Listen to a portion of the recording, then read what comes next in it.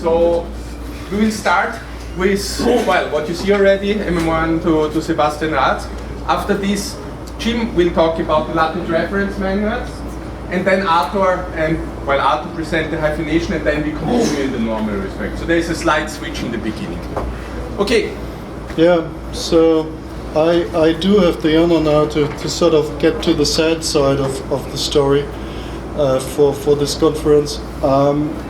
This year, a good friend of mine and one of the really influential people in the tech world lost his fight against cancer.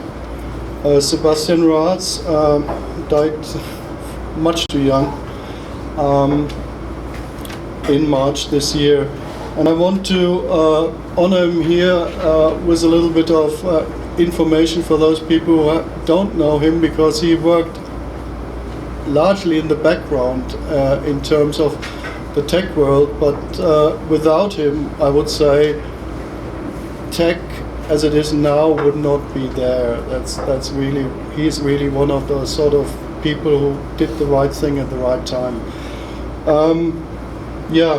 So very quickly, a short overview about his career, just to get an idea. He started out in archaeology. Is that the word? Anyway, as he was a son of two archaeologists, the fifth son. This is why he's Quintus Rahtz, and he's known as SPQR, which is also kind of a nice sort of reference to that. And I think to Dave Walden, he said in his interview on the Tech Corner something like he even now favors cemetery in Rome as one of his best loved places. From there, he went on to do humanities computing. At that point in time, I think he got introduced to tech already. Doing typesetting of sort of complex material, and then he had a spell of freelance work, which brought him also to CERN, where he met Michael Goossens, and I think that was about the time. No, actually, I met him in Southampton already. Then he had a couple of years where he actually worked and earned money doing tech work, which was at Elsevier. And his last part of his life, he switched focus, going from the tech world basically to the XML world, especially to TEI. He moved to Oxford University Computing Services and moved through the ranks there, and basically had a kind of the same influence on that part of development in the TEI world that he had earlier on in the tech world. Yeah, what is he known for or not known for in terms of tech? I mean, this is just a small collection really, but it is so influential in terms of what happened. When he started out, we had not much means of communication. It's not that you download something like tech to your PC. Distributions were done by sort of tapes of that size, and well, no, the one that I remember getting from Stanford for Mainz for Multics was about a big wheel. Anyway, maybe I'm exaggerating. He was initially seeing that as a very important thing, and he was doing work in terms of supporting the Sun distribution back then. He is one of the founders of the Aston Archive, together with Peter Abbott and a couple of other people, I think. So that is the first archive that was more widely being used, and in some sense it converted into CTANG. So you can think of him as actually initiating that process of collecting material and making it usable to others on a big scale. And that naturally led on to thinking about producing distributions.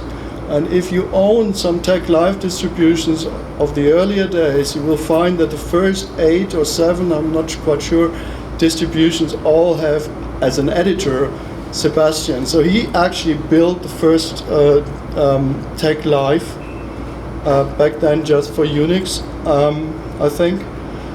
Another area, and I don't know that much about it, some people in the audience might know more, he was very, as far as I know, influential in forming the first, or helping to form the TUG of India, if that's correct.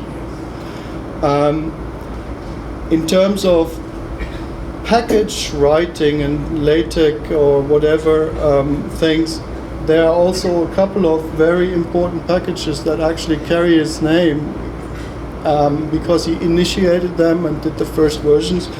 And here are a few. One is that he started to sort of think about abstraction in terms of graphic inclusion. So the graphics packages are actually sort of the underlying starting point was Sebastian's work. Same is true for Hyperref. That is now supported by Heiko. And as far as the new font selection scheme for LaTeX is concerned, he helped me and took over the integration of all the PostScript fonts back then. So that was also a very, very important thing. And I'm quite honored to have him as a co-author, work with him on 2 books. One is the LaTeX Graphics Companion, in both editions, and the LaTeX Web Companion. I'm not the author of the Web Companion, but I played the series editor at that time, so I was quite involved in development as well.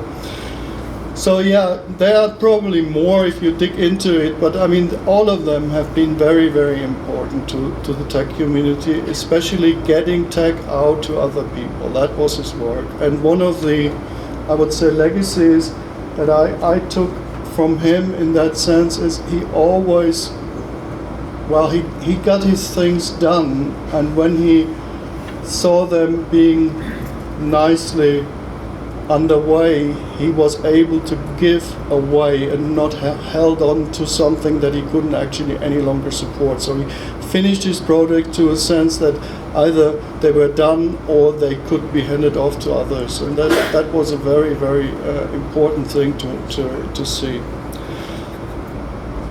People live on and do not die if we remember them, and remembering is a little bit of what I want to do here in sharing a few anecdotes that I had with him over the years. One is, in the early days when there was just about the only thing to communicate email, I remember one instance where I think it was Chris Rowley was kind of chatting with him on email, and then he sent him an email and said, I think the Aston archive is vanishing, because Chris was trying to download stuff and it would suddenly say no file. And the answer that came back was, oh, bing, T. What happened was something that is not longer possible, I think, in most modern Unix versions, but back then, I'm not sure which version it was, but you could actually sort of recursively delete upwards. If you do the mistype of doing something like delete recursively star.star, which also matched the ... directory, and then it would not be able to delete it because something inside, so it first deletes everything inside, then it moves up and starts doing the same thing. So basically the archive got wiped out because he worked on 2 computers in parallel to talking to us, and one computer was DOS. So that's what happened. Since we still have tech, there have been backups. Another thing which kind of sticks in my mind is when we were working on the first edition of the graphics companion, I once asked him how can he do all this working with us in the middle of the night with a 6-month-old daughter, and he said, "Oh, she's keeping me awake and helping." And then he sent a picture of her lying on his lap while he was typing. So that's another side. I mean, he has a huge amount of sort of dry humor. It was always really funny with him. And the last one is, I think it was in Vancouver.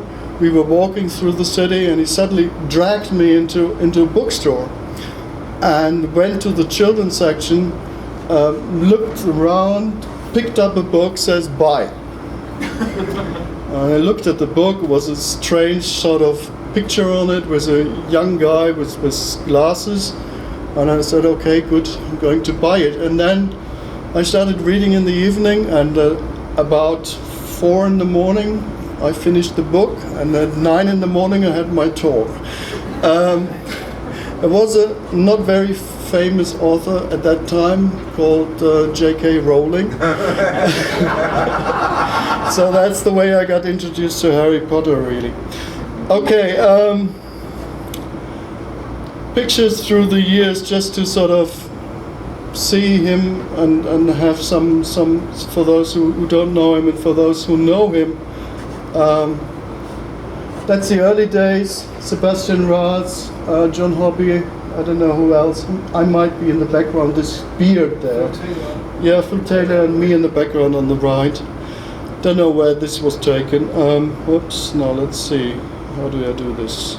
Yeah. That's somewhere in the UK. I think it's Aston. A couple of people, some may know him. This is Vancouver, the poetry contest. I'm sure some people will remember this. This was just lovely, his presentation. Here he's preaching about XML. This is about 2000 in Oxford, when he was already moving over to the dark side, so to speak.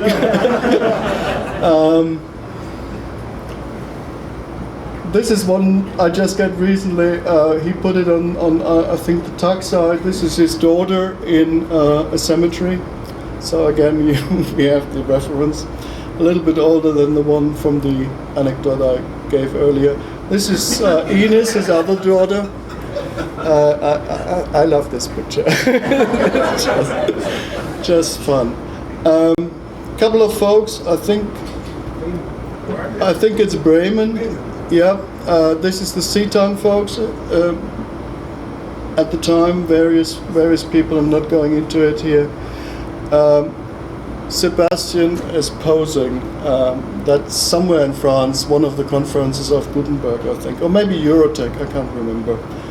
It was in a chateau. Taco and Sebastian doing hard work. Well, he's only on the side, but this was a very nice conference. Some people have been there. It was Don and Herman Zapf. This is, well, about 1.5 years ago. And here we see him still very active, half a year before he died. It was summer last year. So, yeah, I mean, what should I say? He was a very good friend, and I'm really sorry to have seen him go this way in a very short time. And I hope everybody who has known him will keep him in memory, and this is the way for him to live on. Barbara, you wanted to say something about a memorial coming up? Yes, I do. There will be a memorial more from the... There's a switch at the bottom. Yeah. See if that works. Yes, it does. There will be a No, take this one. There will be a memorial put together by his colleagues at Oxford, and I assume a number of the TEI people at Wolfson College at Oxford on the 27th of September from 10 to 4 p.m. And anyone here who is from the UK who might be able or interested in attending that memorial is welcome, although space is limited and you would need to register. I have the information about that if you're interested. Okay. Yeah. We all miss him terribly. Yes. Thank you. Let's take this off. Yeah, and I think that's it. So I'm over on my time, but I wanted to go through this as best as I can. There are pictures on the web that have been taken, so there's some link that I can share if somebody is interested from his life. Okay, that's about it. Thank you.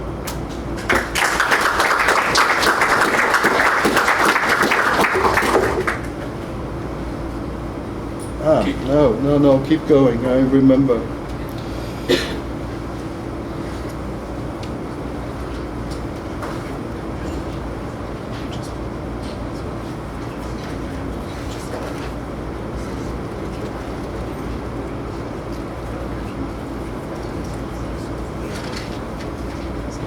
What's happening here? Just trying to get... Sure, yeah, take your time. Yeah. This is just so the bloody...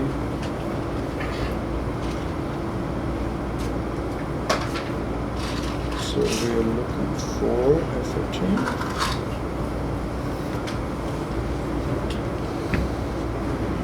If I can pinch yours, Yes. that'll save me swapping mine. Yes, Okay, this thank should work, I hope. Perfect, I thank you. Thanks, Frank, for this very moving words. And it's my pleasure. Okay, can we do this full screen? Good? It doesn't work. Was more student Yeah. That's good. What the hell? Okay.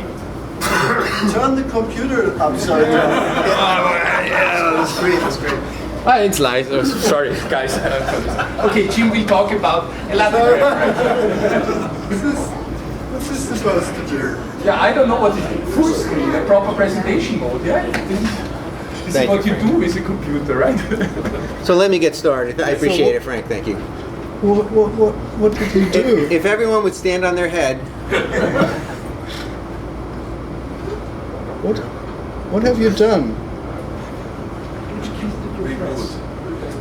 April 8th. It's in German. There. That appears to be correct. No. What did you do? Just do Apple again on that page. Apple L. No, but you have to keep going back to the page. It's doing the first page. It's not doing the full screen. And Well, it's- leave it like it. Oh no, sorry, Frank. Yes. I hope so. Very good. Thank you. Appreciate it.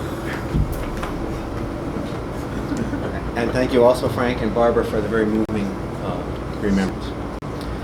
So I just want to talk for a few minutes about something that I think many people in the room might find useful, but might also be unaware of, or perhaps has not gotten sort of the kind of mind share that it deserves. So the LaTeX reference manual is a free online document that summarizes the features of at this point of core LaTeX 2E. It's unofficial. Doesn't mean it's surreptitious or anything. Just means that it's the people who are doing, for example, the LaTeX 2E, LaTeX 3 work have plenty of things to do, and they're not doing this.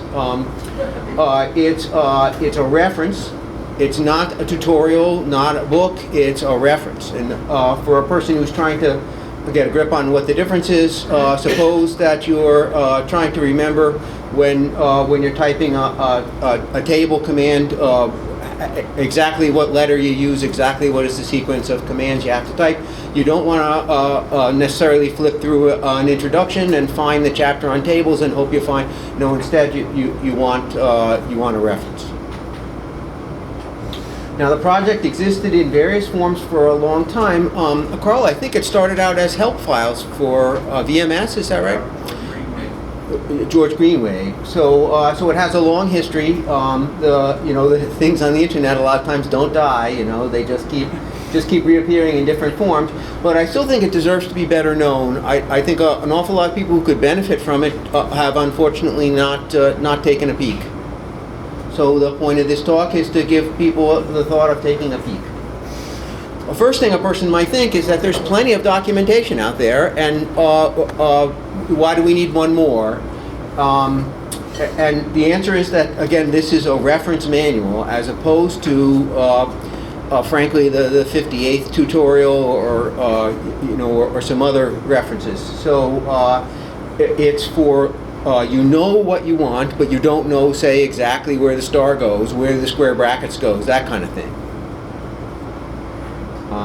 And it is delineated by command, not quite alphabetical, but so things that are associated, for example, with tabular are all in the same place. It's untitled. And one more point is that if something takes a certain level of sophistication to cover, then that's the level that you do. So I'll talk about all these things as I give my example. But certainly first thing a person thinks if you have your laptop open is maybe I'll go have a look. So that would be a good spot to start. It happens to be written in TechInfo. I thought maybe some folks were unfamiliar with TechInfo. I thought maybe most folks were unfamiliar with TechInfo. But the main strength of TechInfo, as far as I'm concerned, is that it enables you to output in a variety of formats. In particular, PDF and HTML are the two that interest me anyway. And Vincent, Carl, and I seem to be the folks at the moment who are doing things, although there's a history in the past of people doing things, and more people would be most welcome. I'll talk about that at the end. One thing I wanted to mention is the input. Where does the material come from? And of course, everybody in the room has a good idea that there are lots of things that a person can buy on paper. I still like Lomport's original book. Mine is pretty well worn at this point. There's also a lot of immensely useful things online. But one thing that an author in this area can use that an author in some other areas might not be able to is if you want to talk about a topic, you can actually look up what it is that people have asked about that topic, and what answers they've gotten, and what answers they found useful. And that's very handy for a person who's writing a reference manual. So in particular, these groups, I know, Boris, you mentioned Stack Exchange earlier, but I imagine most folks are familiar with at least some of these. These groups contain not just answers, but also questions. Of course, up here tends to be answers. Not just answers, but also questions. And the questions are useful when you're writing up a reference material on some topic. You can see that everybody has trouble with the same thing. So that's a good thing to talk about. Okay, so of course there's two groups that I want to talk to. One is a potential group of users, and so I'm sorry for the size. It's a trade-off, of course, between what you can fit and between quantity and quality. But I think to give a person some idea. This is the section on tabular. There are it says synopsis, so there's two sections of syntax here. One is tabular and one is tabular star. I imagine that there are quite experienced LaTeX users who do not know there's a tabular star. So even though, so it's not a tutorial, even though there's something here that is rarely used, we still include it because it's a reference manual. There's of course a description of what it does, so a description, and an example. An example is intended to be, to get a person, should be able to copy and paste it into their document and get started with at least a very simple tabular. I don't know if everybody can read it. Of course, it is a little small, but I'll just read the text that's here, and maybe I'll spare you some of it later. It says, these environments produce a table, a box consisting of a sequence of horizontal rows. Each row consists of items that are aligned vertically in columns. This illustrates many of the features.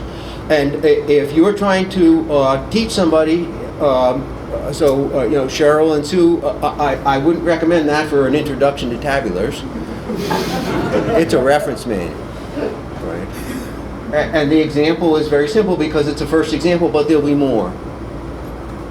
The example attempts to avoid people who have used human growth hormone, so it only lists Hank Aaron and Babe Ruth. But other than that, it's neutral. Here's an example of description of a more technical aspect of tabular. So what can you put inside the column specifiers? And again, I'm going to read it because I'm afraid some folks in the back of the room might have eyes like mine. COLS, the column specifier, required. Specifies the formatting of columns, consists of a sequence of the following specifiers corresponding to types of columns and intercolumn materials. So again, a reference manual, not a tutorial.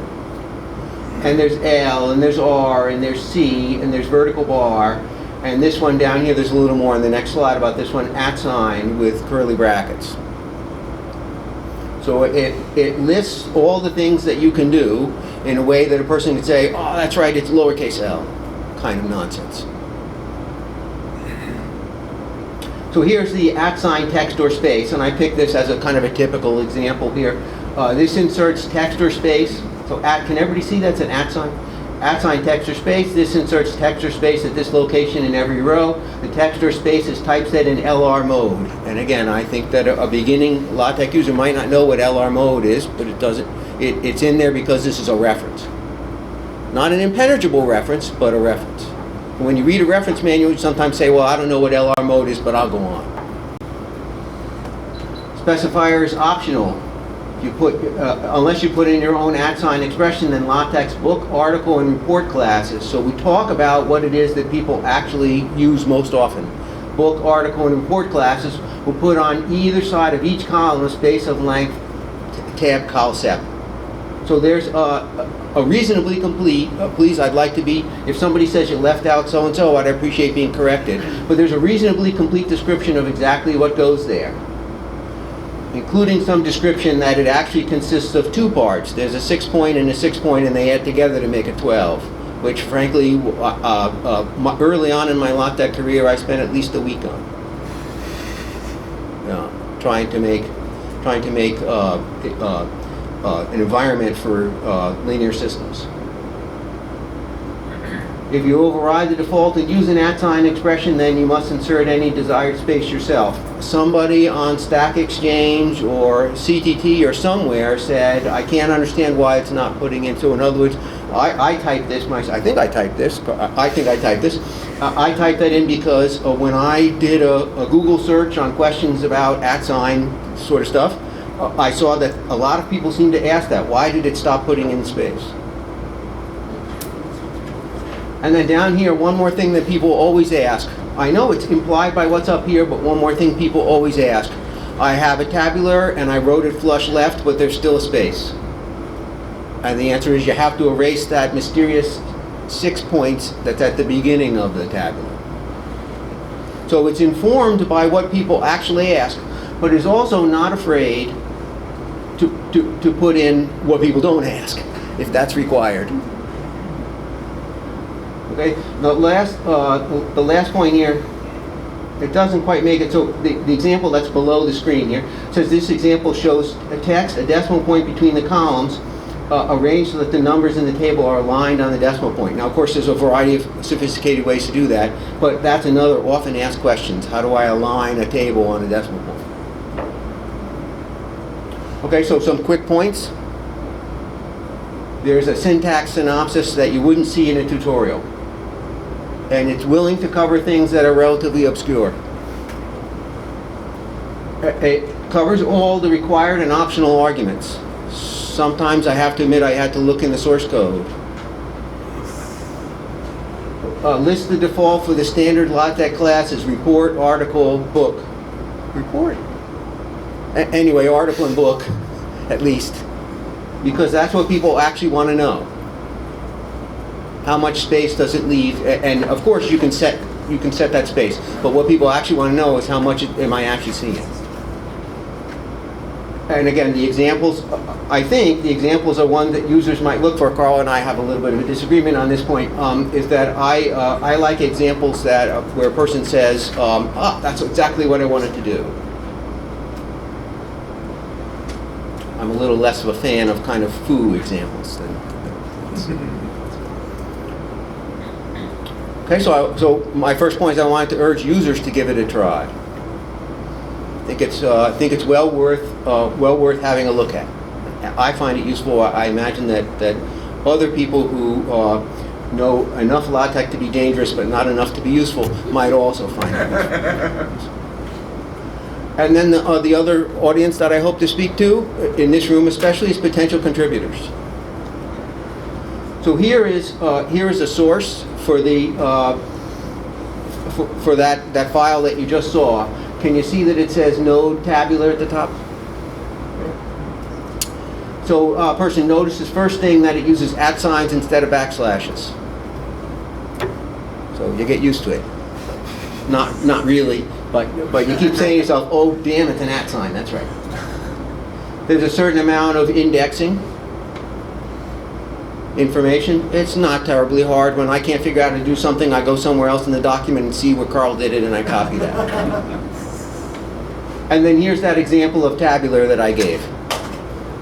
And a person sees it says @ example, @ end example. I mean, for people who are used to doing tech, it's not anything challenging.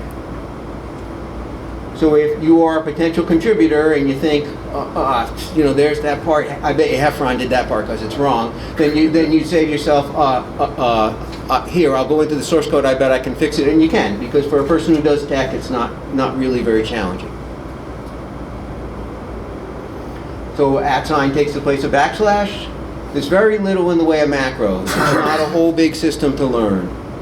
I think that's a deliberate choice. For example, that synopsis of syntax, there isn't a whole elaborate, that's all done sort of by hand. There's some cross-reference information, and again, Carl and I have a little bit of a disagreement. I find the cross-reference information very strange, and he likes it, I guess, probably because he wrote it. Did you write it? And the source is in a subversion archive, so it's it's in the kind of system that you would think it would be. You get the text down, you make some change, and you push it back up.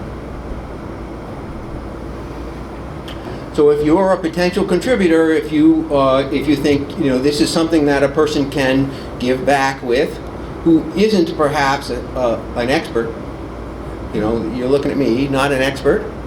But there are areas where I can do that. I can improve the section on various math characters. I can do that. And this is a low-key way that a person could make a contribution. And useful documentation that I hope could be a source for many different people's help files. Yeah, good. Just about done. For the future, we hope to cover all of the commands from LaTeX 2e and indeed LaTeX 3, I think, although I frankly don't know much about LaTeX 3. It'd be great also to extend to the major packages, in particular the AMS math package, because things like arrays are what people actually use.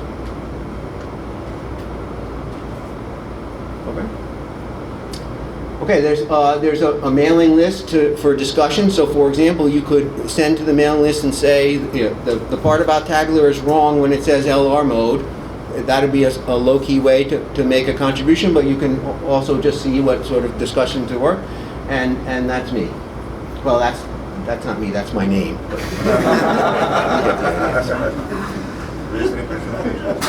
Okay, please, questions? Okay, thanks a lot.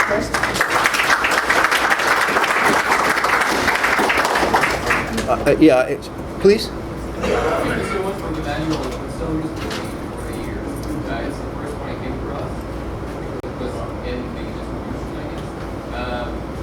One thing I have not yet wrapped my head around is the unofficial reference manual more exhaustive than the Kafka and Dali book, or is it the same level of neatness, or less? Which one contains really all commands? I suspect that the Frank's books in Copy and Daily, obviously they're a lot longer, so there's a lot more in there. This manual definitely has, you can find, if you do a source, the commands in LaTeX, the commands in this manual, there are commands that are missing.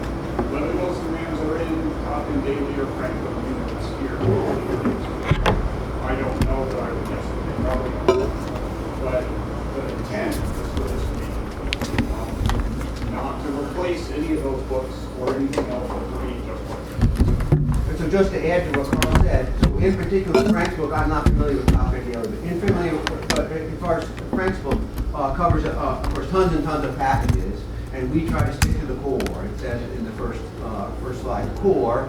I think we'd love to expand to the packages, but my goodness, there's an awful lot of core left in But I'm really excited to hear the count of useful. Yeah. It's the first time I got feedback from somebody in the lobby. Any further question? Short further question? Yeah. One thing I would find useful is the description of the commands used for writing packages and classes. Because that's one thing where I keep looking in the wrong places. Yeah, the right place is Frank's book, but yeah, okay. Yeah. Okay, then Thank you very much. let's hand. This is me. Okay, and the next is by Arthur again on hyphenation. Thanks. How much time do I have? When you are finished, you have 30 minutes. Please. Lovely. So this is actually 2 talks compressed into one, so we have very little time. Let's start. So the first part is about the package called HIF-UTF-8, which I have worked on for the past 8 years, again with Reutenauer. It started so in May 2008. The idea was to collate all the existing hyphenation pattern files that we had for the many languages and to convert them to UTF-8, as the name indicates. However, we obviously wanted that to still be usable with the 8-bit tech engines, such as PDF tech. And we also took the opportunity to clarify and rationalize a little bit the organization of all these files. Just to give you an idea, we had, at that time, we must have 50 or 60 different language systems. You know, some languages have variants, different spellings, etc. So it was a pretty involved work. We did it almost in a stretch just before TechLive 2008 was released. And we've been, well, making it evolve ever since.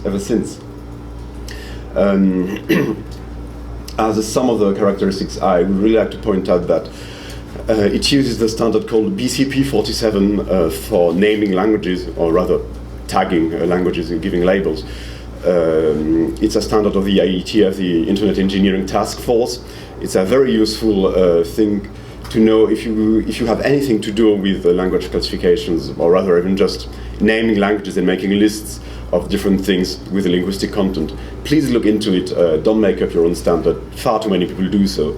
It doesn't work, and BCP47 is really the only one that actually works, and it's also the standard for the web, so that's what HTTP and HTML use, or they're supposed to be using that. So do ask questions. Do ask me questions if you have any. So that was 2008. Since then, we've been adding many more patterns file that we discovered a little bit all over the web. The thing is, the hyphenation algorithm that TEC uses has been adopted by basically all the other free programs that need to do hyphenation. So OpenOffice and LibreOffice, Mozilla in Firefox, they've implemented it recently in 2011, Google in Chrome, and now they're porting into Android, and many other smaller projects such as Apache Focus and XML processor. And other one. So many of these projects actually, well, first of all, they're happy to use our files, and they also produce a few more. So over the years, we found things for more languages than what we had originally. We also extended the mechanism to work with PTEC in 2010. PTEC is the specialized tech engine used in Japan. So obviously specialized in typesetting Japanese.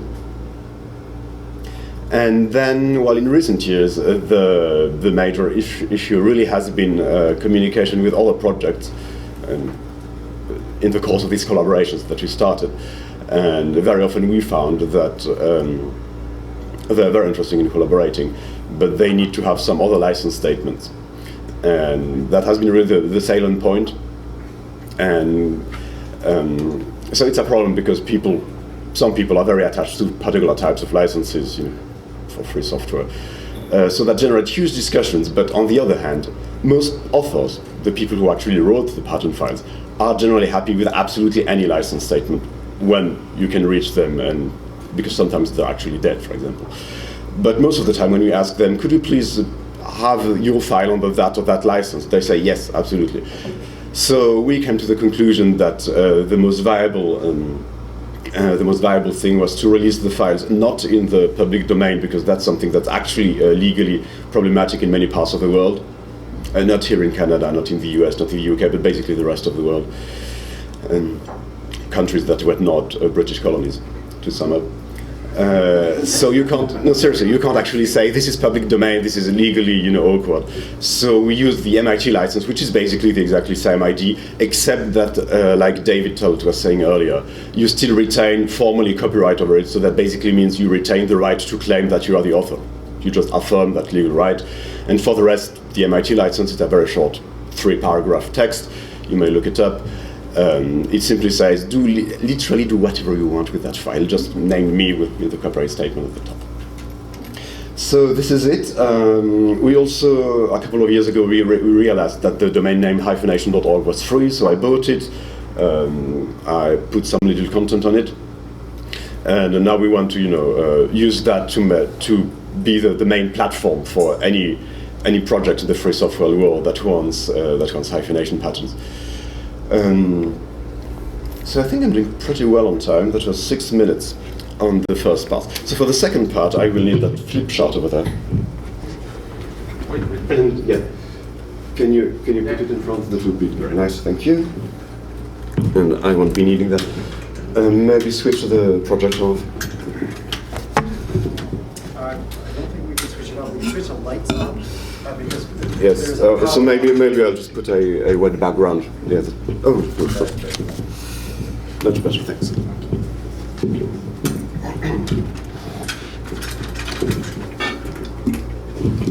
will need this note stand here. I'm not going to sing, don't be afraid. So, the next part of the project is it slightly over?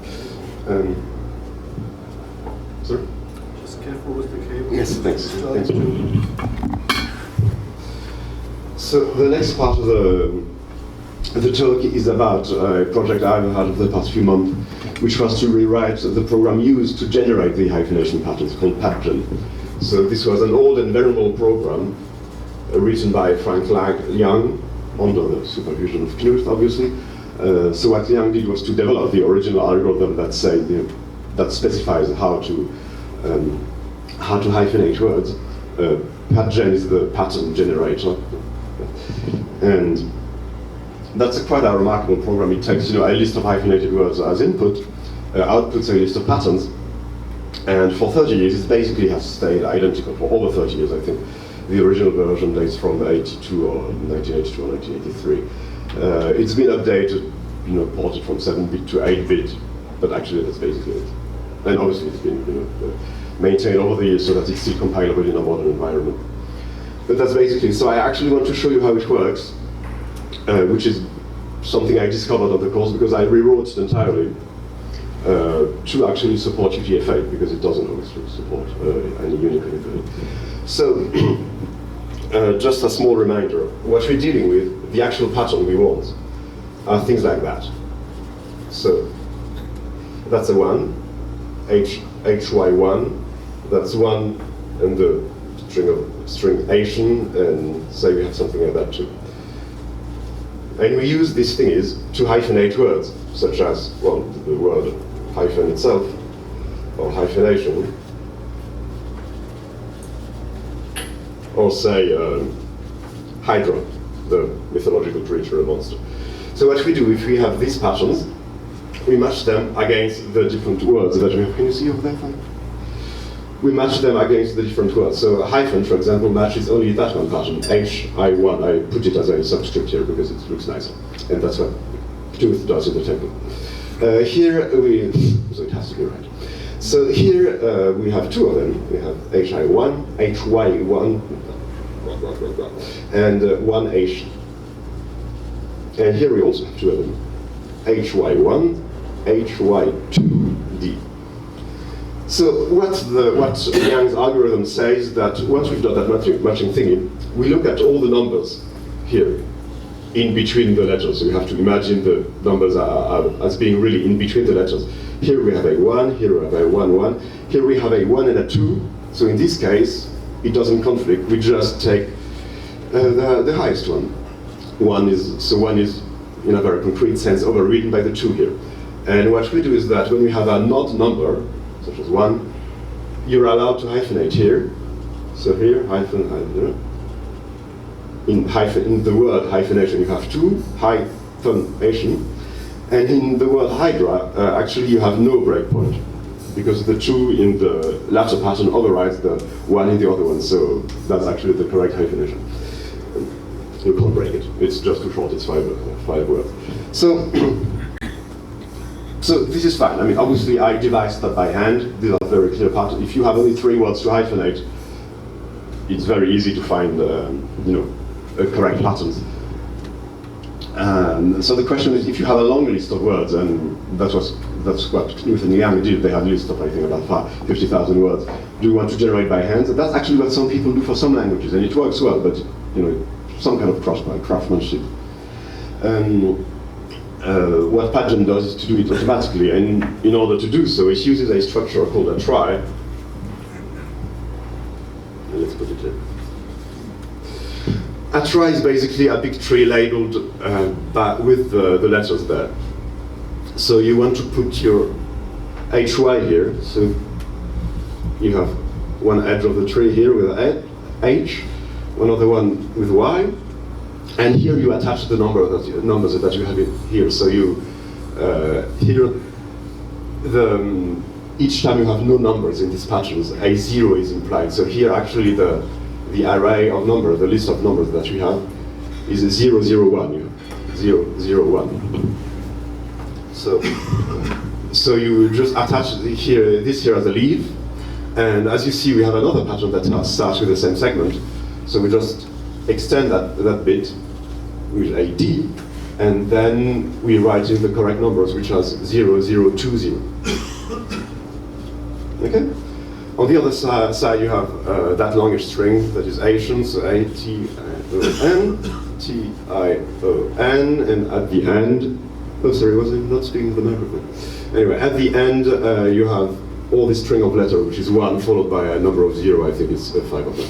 Something like 0, 0, 0. And you put all that, so that's actually the structure that Tech itself uses when it ingests, takes in all these patterns. So obviously it has many more, branches and leaves. So here you have other numbers, blah, blah, blah.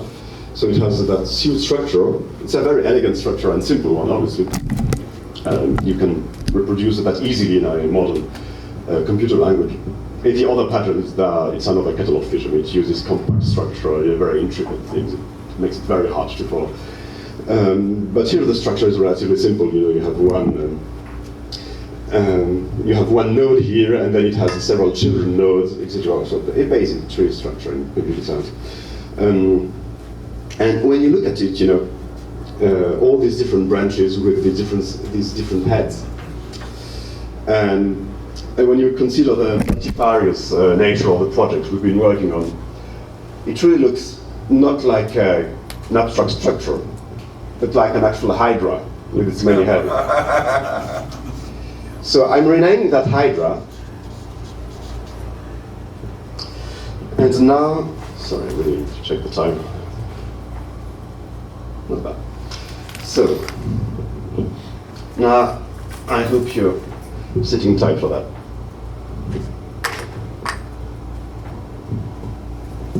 I'll keep the top part, just to remind us of what the goals of the project are.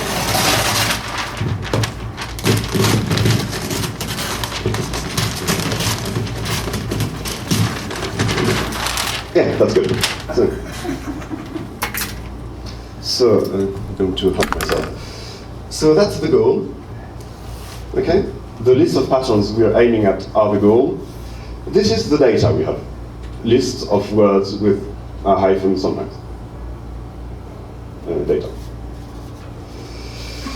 So in order for us to achieve this, we need a number of parameters. So these are input to Patten. So we need, yes, something that Jan called the hyphenation level. It's just the value of that number here, 1, 1, 2, 3, whatever. So let's say I make an example with hyphenation level ranging from 1 to 3, and then I loop over the value for the hyphenation level. We have pattern length, so simply the length of the actual string, not counting the numbers then. So this one is 2, this one is 5, this one is 3. And I'll take parameters, say 2 to 5. So I want to consider patterns of length 2 to 5. And finally, I have something that's called the dot position in the original code of Patten. And here you've got to trust me on this. It's hopefully going to be clearer very soon.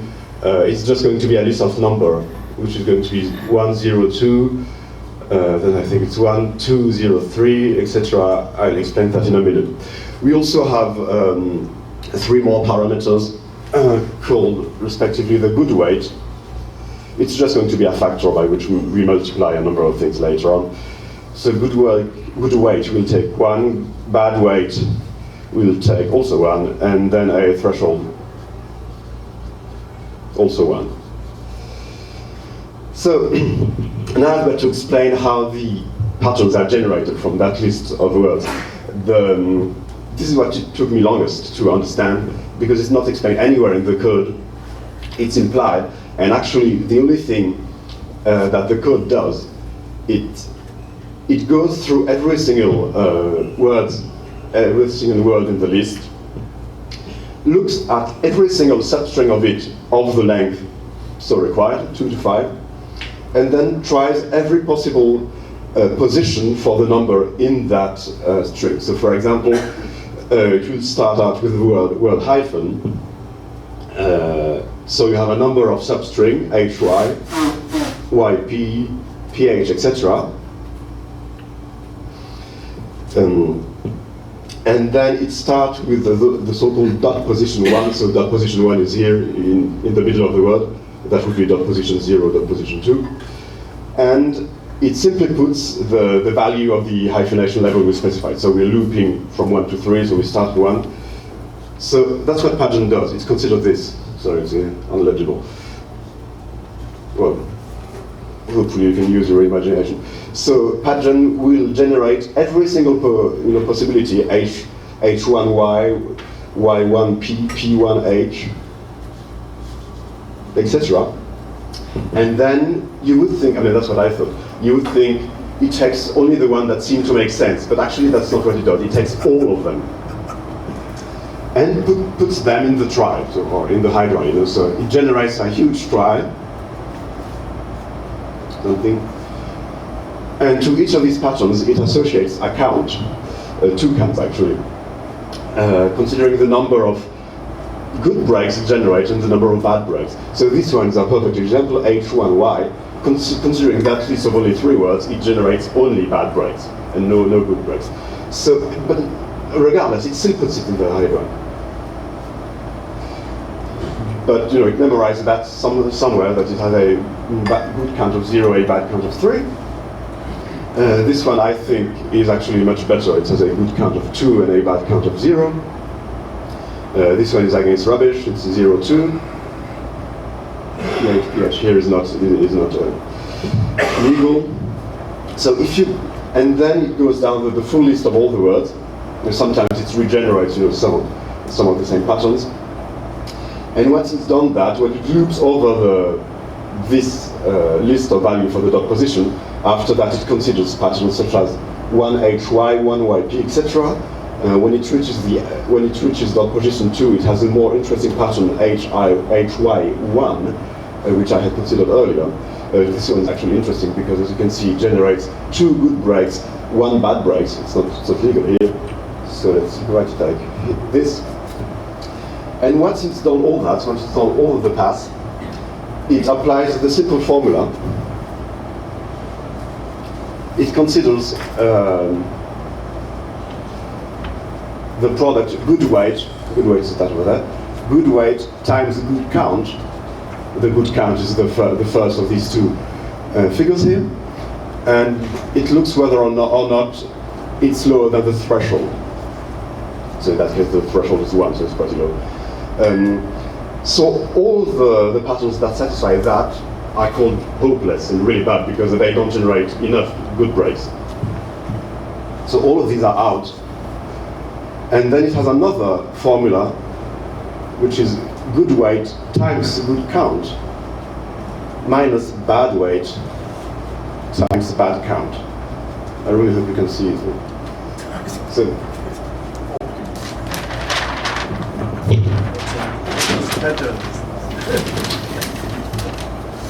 so one of the formula is good weight times good count. It has to be strictly less than threshold. The other one is good weight times good count minus bad weight times bad count, and it has to be greater or equal to threshold.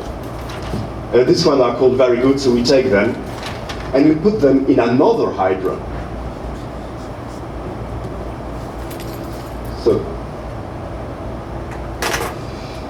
So to sum up, we're able to generate a number of patterns. At each pass, we generate a number of patterns. Each pass of the loop, we have that gigantic temporary hydra. The thingy. We have the Greek hero Heracles with his club, who's taming the hydra.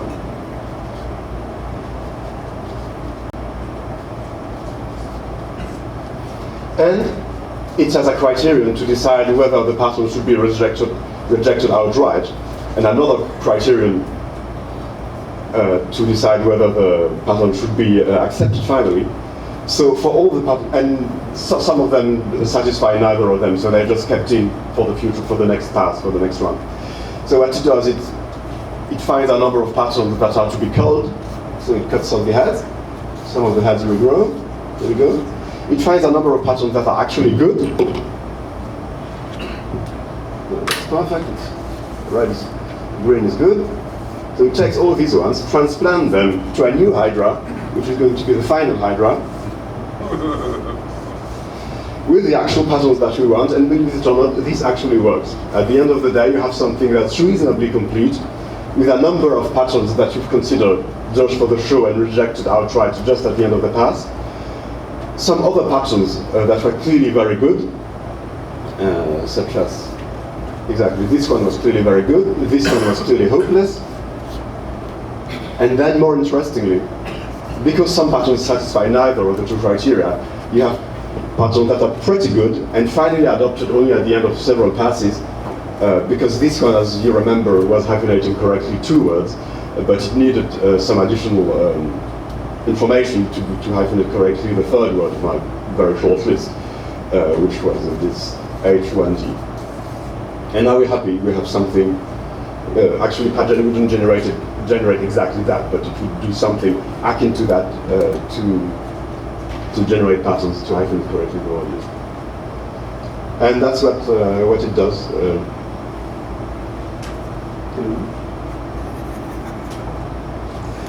So that's it. I think that's it. Do I understand correctly that one of the parameters to Paget is the maximal length of the pattern?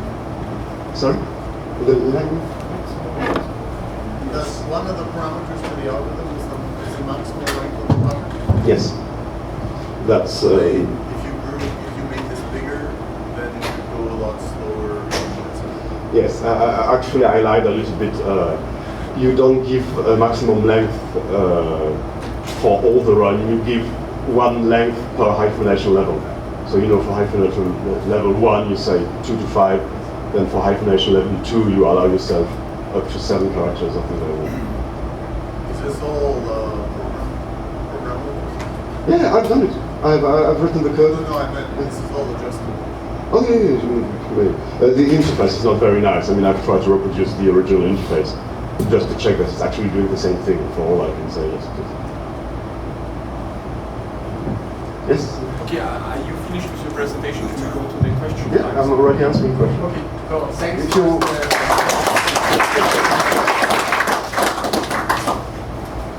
so far away. You did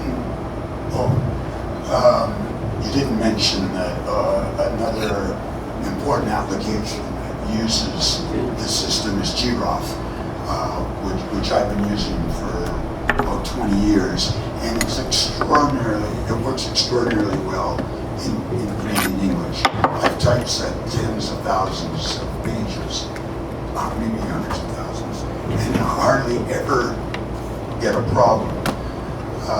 But lately, what came back to me was an editor who was using a different set of rules for English hyphenation than that which I had been used to for many, many years. I looked it up. He was using the Oxford way of breaking English. And I said, this isn't what I've been using. I had a book from the early 70s, which had been working, which coincided exactly with your logic, the logic you're using for decades.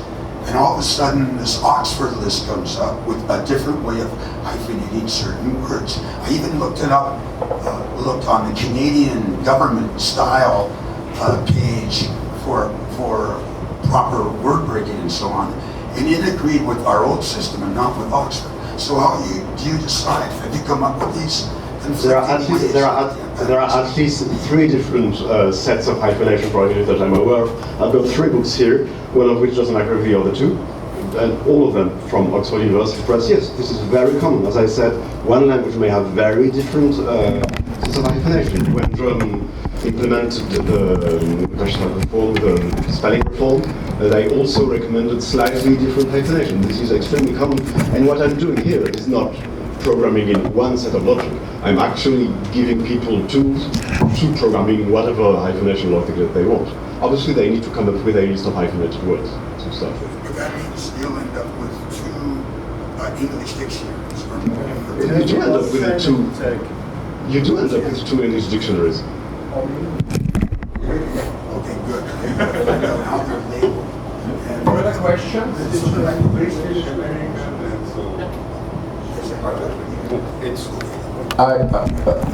apparently this is not the first program. Yes. What's the story? That's very interesting, and I didn't want to mention it because, so as Carlos say, this program has been written at least once in C++ around 2000 by a student of some Czech typesetter.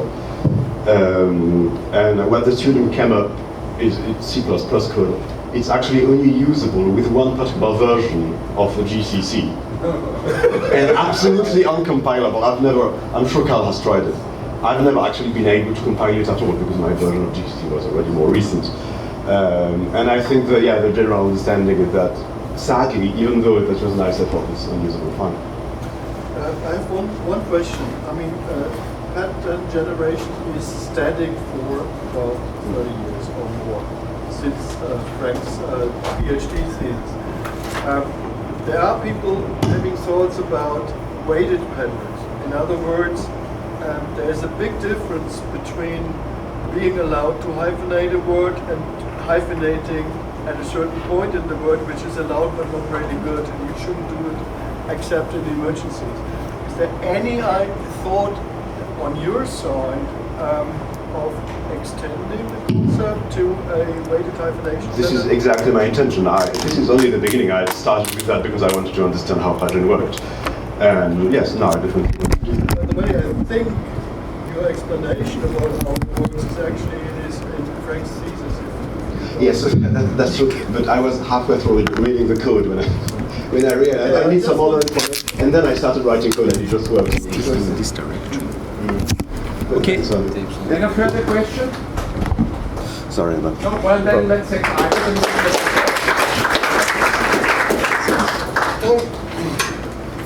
Oh, sorry, you've got some cadavers. Okay, so.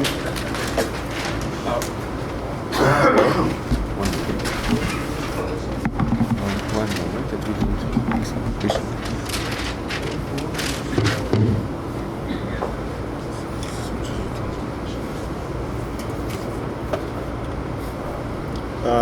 Was this on? Can you hear me? Okay. Okay. So I when I said my name, I said I'm a composer. So I don't. It's a tragedy of my life. I don't get to use TEX or LaTeX every day, but every once in a while I used to use it a lot. And I'm programming a package for music typesetting, so it's any excuse I get to program TEX. It's awesome. I found one recently in the most unexpected way. This is so this is the website of a festival we had in May. I direct new music organization, and we had this the Pittsburgh Festival of New Music. So tons of really cool events, including a flash mob in Central Square in Pittsburgh. So of course this is a complicated thing in terms of the budget and in terms of reporting. So there's many funders, and each of them wants a different kind of reporting. And in fact, I think that's the main problem with and the main difference between a non-profit and a for-profit thing. And the main reason why Quicken for non-profits is way more expensive than Quicken, just normal. I don't have it. I don't have either. But so just to show you, this is the IRS form. Even if you're tax exempt, you have to submit financial information. And if you look at this expense section, well, they want you to break your expenses into these lines. That's just one. And then there's this is a very important funder for contemporary music, the Copeland Fund. It's same thing. Here you have a section for expenses, and the lines are different. These are more directed to music, so you have to split your information differently. And then there's the data arts, a very important art thing that many funders pull information about your organization from this place. So you have to have to report in this way too. And this is it's not so easy to see, but it's I just wanted to show you how they're different among them. So every May we have to submit the tax thing. Every September or so we have to. That's a soft deadline, but every September we have to finish this one. So every May and every September up to this year, when I discovered that you can use TEX for this, we spend a week, 2 weeks maybe, finding discrepancies between what's really in the bank and what's in the reports. And the discrepancies are very big at the beginning. Like, wow, what grant did we forget to put in? So you have $20,000 discrepancy, or usually 27 point, but so there are big mistakes that you find right away, and that's not a big deal. But then there's always like $135 with 72 cents that you just can't explain. It's just horrible. So we go over and over to bank accounts and bank statements. For example, let me show you what happens with. This is my master finances document. That is what I used to use, and you can see it's a AZ there, but now I think we're on to BX. And here at the beginning, I do the different kinds of reports. So this is calendar year. That's the one that's used for the tax. There's a season year. That's the one that's used for the other one. So there's also issues about overlapping time things, and sometimes you get a grant for next year that's in this year, so you need correction. It's just horrible. And the tipping point was this year when the big festival was included things of other projects. So this has grown organically as the organization grows, and this has been okay for many years, but it's getting to the point where it's just impossible. Let me show you one thing that's responsible for many of these discrepancies. So when you go to fall 2015, the ticket sales, let's see.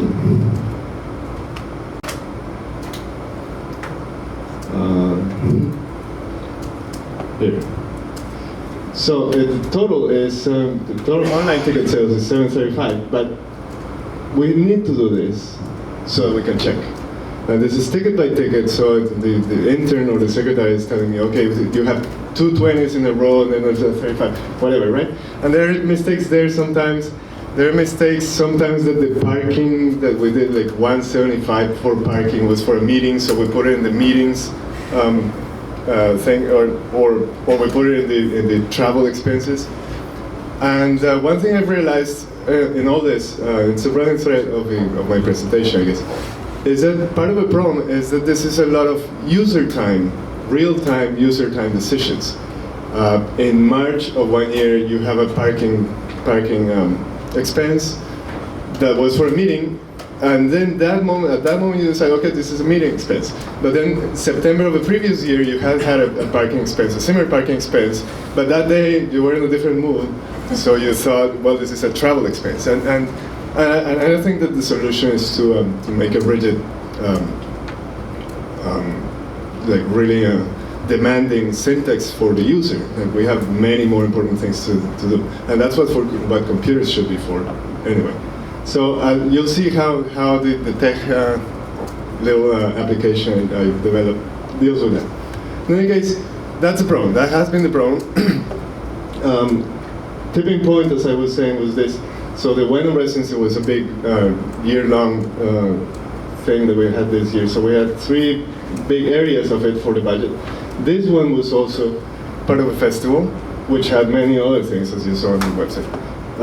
So it got really confusing. And at one point, for example, the funding for the festival was not set yet, so we were still looking for more.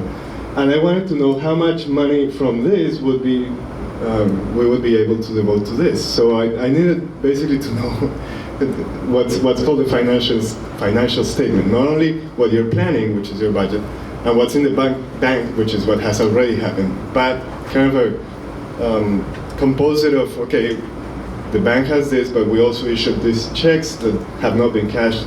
It was a big mess, and it made me realize we needed a better system.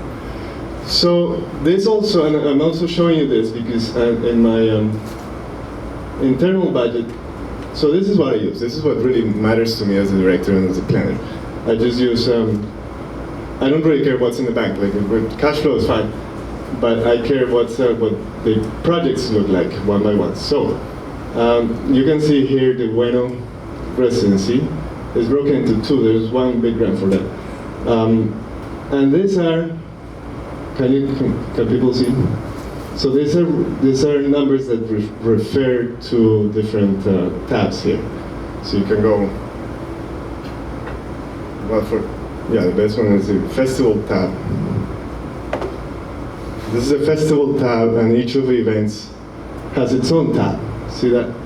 So it's very obvious. Nothing. It's not a big discovery here, but that made me think, okay, now that I need to redesign the whole system for reporting and everything, that's what I'll do. I'll just have a master list of transactions, and in different kinds of reports, pull information from the master list, right? And I was still thinking of a spreadsheet, not tech yet. So I started, and I was frustrated to realize that it wouldn't work. It won't work mainly because even though you do this, you can do this, but nothing in this program or in any spreadsheet is going to tell you, hey, you're missing that other one that was in that other tab that should also apply to this. Does that make sense? So there are tabs where I put different, well, does it make sense? Maybe I'm repeating, I'm duplicating. Maybe I use the insurance. Insurance is a good example, for example. Sometimes when you rent a venue, you have to pay an extra insurance thing. So I have a regular insurance for a year line. And everything insurance, I put it there. But then sometimes maybe that day I said, well, that's part of the project's expenses. So maybe I'm duplicating. That's also a source of some discrepancies. Has been. And stuff like that. And nothing in a spreadsheet is going to alert you to either duplicated lines, transactions, or to things that you're missing. And I thought of it. I started designing the new system in a spreadsheet, and I realized, no, this is going to be the same problem. We're still going to have to go transaction by transaction checking. So I was giving up, and then actually Mercedes, who you've all met, said, why don't you do it in tech? And it's not that she knows anything about tech, but she had heard me talk about tech. and about how tech can do what others can do. So she said, you should do it in tech. And I said, of course not. That's not what tech is for. And then I thought, wow, it is. It's not what it's for, but it is good for it. Well, and so in retrospect, and this is what I mean, that this talk is kind of at the meta level. In retrospect, I've been able to realize that several things. So we're talking about reporting, and that it's very different from planning, or from designing or developing a project. So these are things that this is not. You need a spreadsheet when you're planning. So when you change a number, then the totals change with you, and it's all useful like that. But when you're reporting, you don't really need that. You don't need that level of interactivity and dynamic response. So that's one big difference. And then or at least when I realized that, I realized, well, for reports, we're not really talking about spreadsheets. We're talking about a database. So also because what happens is that each transaction or each piece of data just has many tags. That's what it is. It's just tags. And then different kinds of reports pull different kinds of tags, right? Quicken and Mint, we did use Mint, which is purported to be a cloud-based Quicken, allows for tags, but it's just so horrible. Every time you add a tag, it's like four steps with the mouse. I don't like the mouse. Even this is a touch screen, I still don't like it. And then also there was the other running thread throughout the whole thing is user time decisions, as I was talking later. So sometimes you say these checks, we're putting 20 checks in for the performers. So all of them we assign a tag of performers. But sometimes only one check, or sometimes some other day you don't say performers, but performer. Or sometimes you say fall 2015, sometimes you say fall 15. And again, I'm convinced that it's not, the burden should not be on the user, because that's a source of mistakes. So again, we have the same problem. Okay, so there's many tags. The structure for the tags is not and should not be rigid, but nothing in the program is checking, right? The other one at the meta level also. So that it's all in retrospect. In the end, a spreadsheet is only 2 dimensions. We have kind of created a 3rd dimension by this depth when you go in there, but still, and there's a 4th dimension when you can add a note here, right? So up to 4 tags this can deal with, and it's terrible because you have to like go in there. So it's not that it's visible right away. But sure, it can hold the information for 4 dimensions of information. One dimension that is lost is time. So, sure, the fall 2015 happened more or less between, the expenses happened between October and December, I don't know. But you're not, you lose when it is that the transactions took place. So, for example, there is no place here where I can check the current balance and then check it against the bank account to see if there was a discrepancy. That's why it's only at the end of the year that you discover there are discrepancies. Okay, so jumping to what tech can do, it really all boils down to the fact that you can define anything as anything. So my program basically, well, you see these are the actual data. So, you know, September of whatever year it's current, of course it counts for you. Checking, and then there's an expense. The syntax is beautiful, just expense, the amount, and then your notes. And those notes are the tags, will be eventually the tags. And then there's so there are other things like service charge, but this is defined in terms of expense. This is just simply an abbreviation. It's an expense whose tag is service charge. Same with interest, is a deposit whose tag is interest. So just less typing, but everything is in terms of expense and deposit. In fact, checks, this is so useful because then it also allows us to keep track of what checks have not been cashed. Many discrepancies in the past have been that somebody just lost their check. They never cashed it. And like, how are you going to know that? So in my system, this is the data for the checks. This is the check number, and then when the check is actually cashed, I tell Tech to go and just grab the information from here. So it's just the syntax is beautiful, and then what I was saying earlier, what actually happens when you find, or when Tech finds the command expense differs from what you want to do. So there's one here. This is just a list of transactions. All you do is input the checks and then input the transactions after having input the system, by the way. And then when you run it, then you get that, which is, and there's different options. I can make it give me more detail, whatever. But what I wanted to show was as of the end of September of 2015, and these are the balances of a bank account. So you can immediately check with the balance, the paper balance from your bank, whether there's a discrepancy. So that's going to save me 2 weeks at the end, and a lot of aggravation. But the most interesting thing is how you do the reports. So this is CDP, the Cultural Art Project, that was the big one. So this is what I did, a couple of new environments. And then you tell the system to include anything that says donation in, or anything that says, this is where you include the tags. Different reports have different tags. So for this one, for example, I said, well, one section will be the Mitchell recital, so anything that includes this. One section will be recitals. So there's redundancy here. This is where I provide for the user being able to type recitals, or recital series. And the nice thing, for example, if you see this one, it's commented out. So I'm going to process this file. In the fall of 2015, it's going to grab all the transactions that have fall 2015 as a tag. And it gives, that's it. So here, and it says, okay, I found 17 transactions, or 47 transactions, yeah, big orchestra. 47 transactions, the total is that.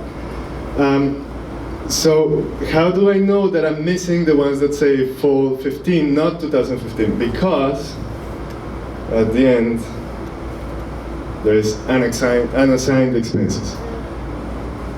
So it's like text saying, hey, I found these ones that you encountered for anything. And a lot of them just say fall 15. So I say, oh, okay, great, thanks.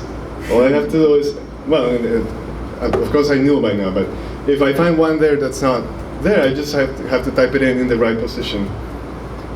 And then now there is no more unassigned expenses. And the fall includes those two. Those as well. In addition to that kind of checking, so Tech will tell me what I'm missing. It also tells me whether some transaction by one tag should be included in the section, but was already included in the previous section. And the logical structure of what it can do is very, very simple. It's one-dimensional in the sense that I cannot do crazy things like, okay, include this one, and if it has this tag and this tag, not this one. I haven't found a need and a use yet in my for what I need for that. It would be nice, but I think it would be really complicated to program, and I'm not sure it's crucial. So I don't know. I was really happy to find a really unexpected use of tech. This is going to change my life. Also, it was just a beautiful way of procrastinating and supposedly be working. So I think that's all I have. Yeah. Okay, let's say. Questions, suggestions? Oh, I have. I would suggest LibreOffice instead of paying for anything. What's that? Yeah. How long did it take to write this processor? So the system, it's not complete, but when was that? That was in June. So let's say that 2 weeks of mainly working on it. It's of course it's not publishable. It's not robust. I'm sure there are mistakes. And the arithmetic, I had to deal with cents, and that's a huge problem in tech. At first I decided, okay, let's just work in lengths. If people know, so lengths or lengths, right? new daemon can deal with decimals, but it has a bound that very quickly my numbers were going over. So I had to redesign the whole arithmetic. This whole thing was about the report side, right? What's that? Your tech stuff was about the report side of the organization, not the planning and stuff like you said. So how do you connect the two, or do you? That's a really good question, and it's also one of my. It hasn't been implemented yet, but if you look at, if I show you here in transactions, so I have what happens in every month, and at the end, I have a new environment that's called budget. So those are things that are budgeted. So Tech can know when you generate a report for this season that's only ended, so there are some checks that have not cashed, so I need to include them. It can deal with that. And eventually it will be able to make a financial statement, which is useful for me to know just how much money we actually have. That includes liabilities and includes accounts receivable. There's some checks from universities that we haven't received. So at some point I'll be able to do that. But it will not help me in developing or designing a project. Like it won't tell me. Yeah, it's not very useful for that. Further questions? Yeah. So this is a bit off topic, but as a musician, I'd like to know an answer to it. I'm starting to look into music notation software from open source, and I found Music Tech, MuseScore, Lilliput. Do you have any experience with these, and you can give a recommendation? Yeah, see me after. Yeah, there's in the proceedings. The shortest answer is the proceedings of the Boston meeting 2012 has a small summary of what a talk I gave about a program that I've been developing since 2004 maybe, which I haven't worked on it since 2012. It just got really busy. Life got really busy, but yeah, there's a review of what Lilliput can do, and there's a kind of a research program for what a music program should do. So that's a useful one. Okay, then let's thank the speaker again.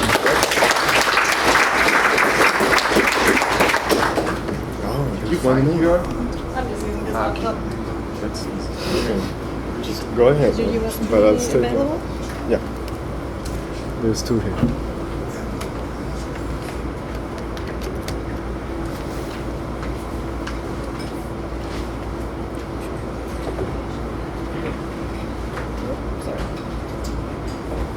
Still everything.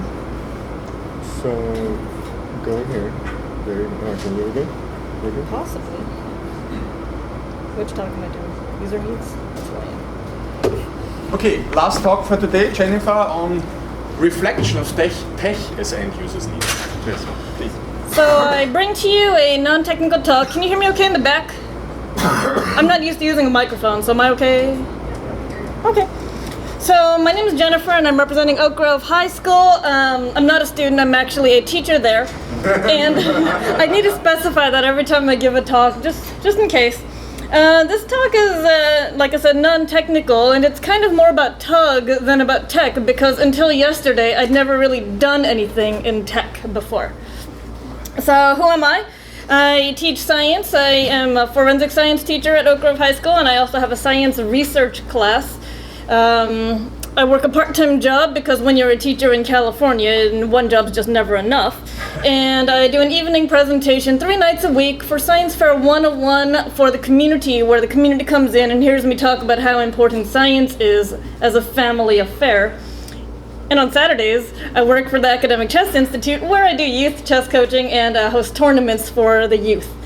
So I do quite a few things, and just a little bit of geographic context. That's where I work, right there. We're here, I believe. I did some Google Map action and somewhere near there. I spent the last 2 weeks doing an initiative at Yale, and next week I'm hoping to have a little vacation time over in Washington, D.C. The real reason is that I'm just going to miss Boris. Alrighty, so I'm going to have 3 things that I'll be talking about in this talk, fairly short I believe. One's about the tech community, my tech use, rather non-use really, and a few requests that I have of you, some of you who need more to do to make my life easier. I do have to ask for forgiveness because I don't know the correct way to do the little tech thing, logo thing. So you'll have to forgive me on that as much as you can. So I like to break down the tech and TUG community into users and abusers. I realize we can't just call us, users, because there's some of you who abuse it. Some of you do it because you're paid to, such as the publishers, agencies, academia, developers, whereas others are doing it for fun, like sheet music, art, the dabblers, and developers are also in the fun category because I've learned that developers have a really strange sense of fun and humor. And I can't explain it because I'm not one of them. I'm in this category here of would-be users. Like I said, as of yesterday, I might actually be a user. I'm actually an abuser at this point. And the would-be users I'd like to cater to are K-12 education, as well as the students that fall therein. There's so many programs where students are coding and programming in various sorts, a lot of Arduino kind of things. So why not to give them the option of using tech? So I just like to revisit. I went to the website and I was like, what is TUG even all about? Why do I keep going to this thing and I don't even use tech?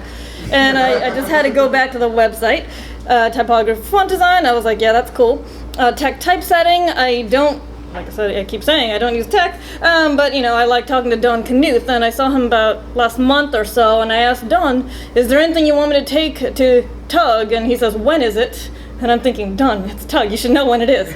But I said end of July, and all he gave me was a shrug, so I bring to you a shrug from Don Knuth. That's all you got. And of course, tech users worldwide. I really do enjoy this worldwide community.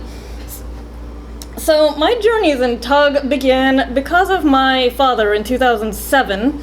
Many of you know him, and the way the conversation started was something like, do you want to go to San Diego? You can meet some of your friends, because that's where I did my undergrad work. And so I'm thinking, that sounds fun. A road trip with my dad, going down to San Diego. I'm going to hang with my friends. The first morning of talks all went over my head. I realized I'm short, but they were like going over my head. We had lunch, and there was a person in front of me who struck up a conversation with a person near them, and the response of that person was that he shaved his head to make himself less attractive. He doesn't remember this, Cave, but somehow I still continued coming to TUG meetings. I think I was just coming to see what kind of things Cave would say. So these are the years that I attended, 2007 through this year here as I'm here now, but this isn't exactly accurate because I missed 2. I missed 2011, where I suppose the grass was just growing in my place, and I believe there's a Persian saying, is it Jayet Sabze? He's not going to correct me. Say it again. Jayet Sabze? I don't know, I don't speak Persian. Okay. But I believe there's a phrase that the grass was growing where, you know, I should have been. And in 2012, I was teaching a course called Tech Academy. Just because it's called Tech Academy is not quite the right kind of tech. It's an intro to engineering course for younger students. And of course, there's the grass. So those are the TUGs that I have attended. But now I'm transitioning into tech use and some of these milestones, so it wasn't that I was totally foreign to tech.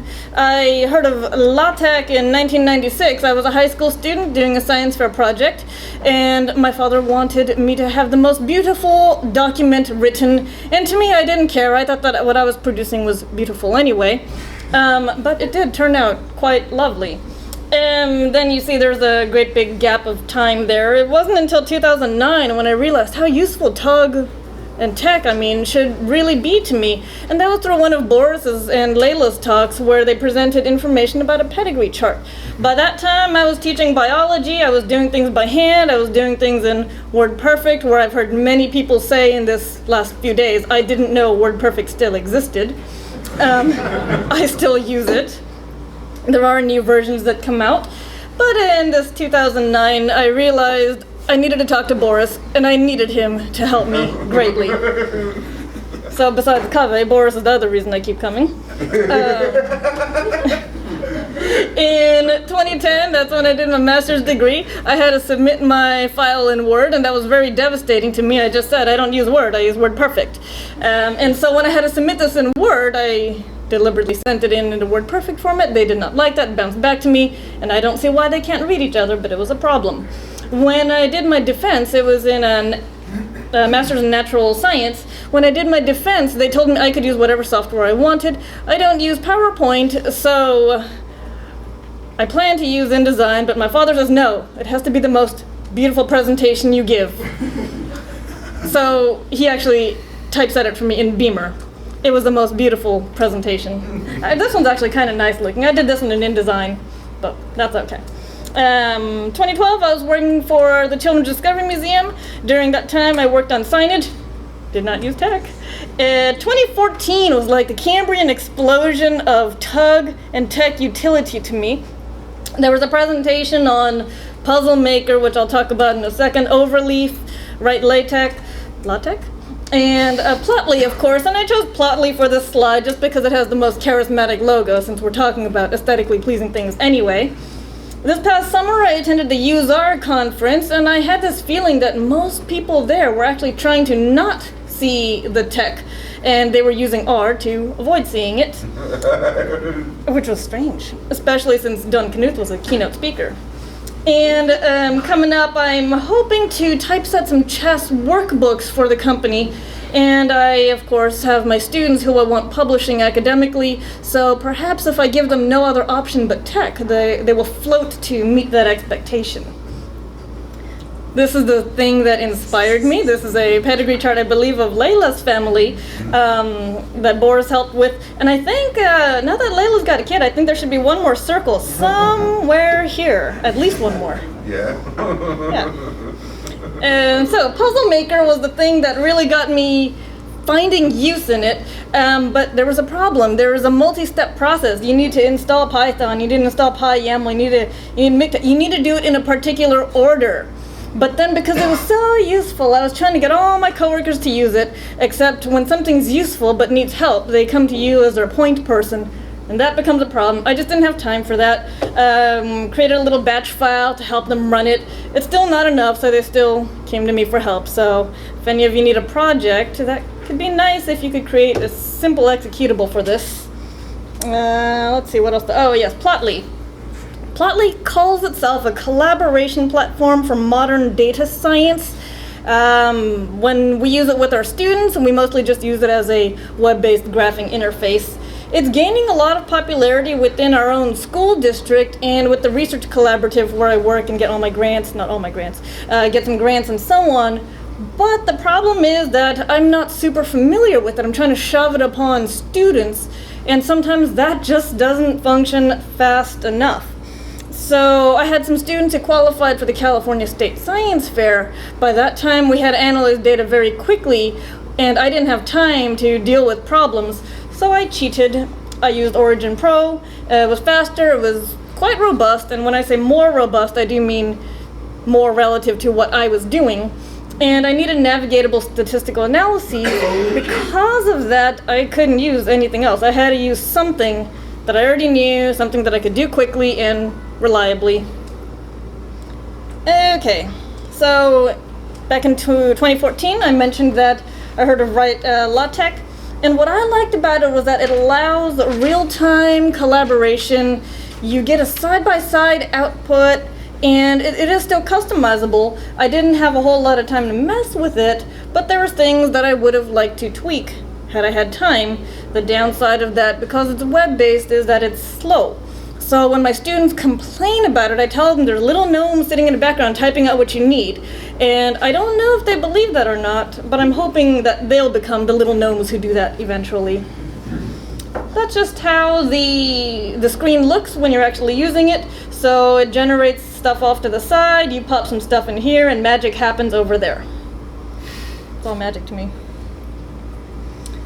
So there are some roadblocks, namely with universities and publishers. They require submission in Word, and that's problematic for a person like me. As I've mentioned a few times, I'm not like paid to say this, but I use WordPerfect. I don't use Word. Word itself also lacks format preservation, not just across platforms and so on, but also between just versions of it. And so when you have editing features, you lose that. And I feel like that compromises the quality of our student work. So that's a major problem. My affiliates, my associates, they like the control of things like you get from tech and so on, and even WordPerfect's reveal codes, but they don't have time to troubleshoot it if something breaks. They come to me and I don't have time for them. I've got 3 jobs basically. As I found yesterday, this undefined control sequence and like all kinds of little errors happen all the time. I mean, we sat together for a whole day looking at semicolons or looking for semicolons or brackets or something. I don't know what was going on.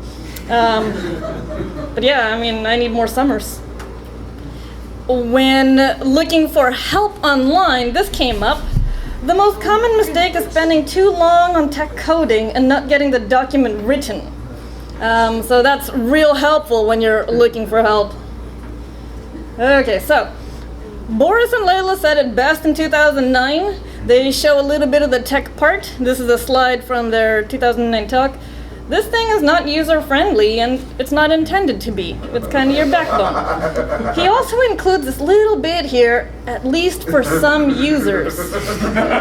He meant to say at least for some abusers. But then he shows the Perl part in his subsequent slide, and he says that this is supposed to be more user-friendly, and it is, and it worked for me. So here's what I'm transitioning now to the requests. What do I need? I need to avoid situations that involve troubleshooting and on-the-fly package repair. And even yesterday, as I'm trying to compile this, it's like trying to call this and that and packages and what else? I don't know what else I was trying to do. I don't have time for that.